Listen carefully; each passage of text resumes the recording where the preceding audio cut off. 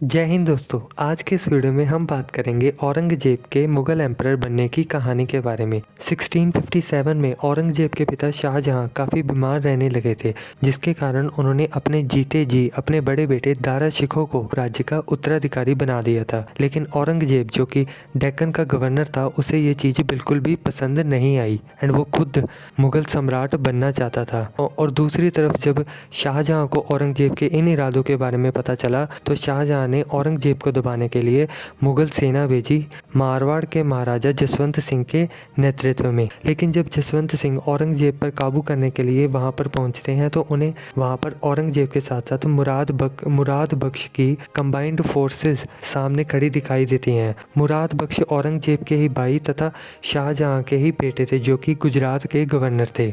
हालांकि जसवंत सिंह के पास विकल्प था कि वो वहां से भाग जाए, लेकिन जसवंत सिंह जो कि एक राजपूत था, वो युद्ध से भागना एक पराजय की निशानी समझते थे। एंड इस कारण 15 अप्रैल 1658 को बैटल ऑफ धारमत में औरंगजेब और मुराद बख्श की कंबाइंड फोर्सेस का सामना होता है जसवंत सिंह से। हालांकि इस युद्ध में जसवंत सिंह की पराजय होती है और औरंगजेब की जीत होती है। एंड इस जीत के बाद औरंगजेब और मुराद बख्श इन दोनों की कंबाइंड फोर्सेस दिल्ली की तरफ चल पड़ती हैं। एंड दूसरी तरफ दारा शिकोह औरंगजेब की आने की खबर सुनकर कई राजपूत राजाओं और मुगल एलाइज के साथ सहायता मांगने लगा।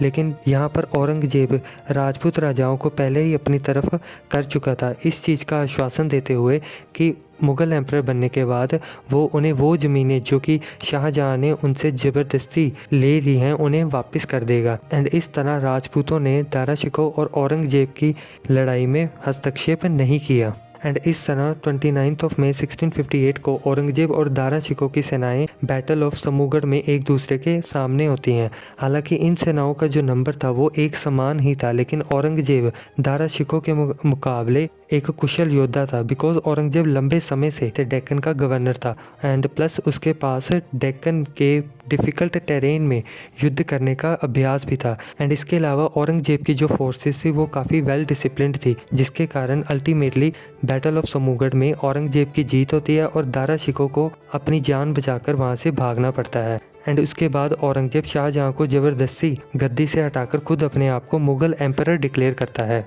एंड दूसरी तरफ औरंगजेब के दूसरे भाई मुराद बख्श जो कि इस कंडीशन पर औरंगजेब का साथ दे रहे थे कि मुगल एम्परर बनने के बाद औरंगजेब उन्हें आधा राज्य देगा। मुराद बख्श को औरंगजेब ने ग्वालियर की जेल में भेज दिया और इसके 2 साल बाद उसकी हत्या करवा दी।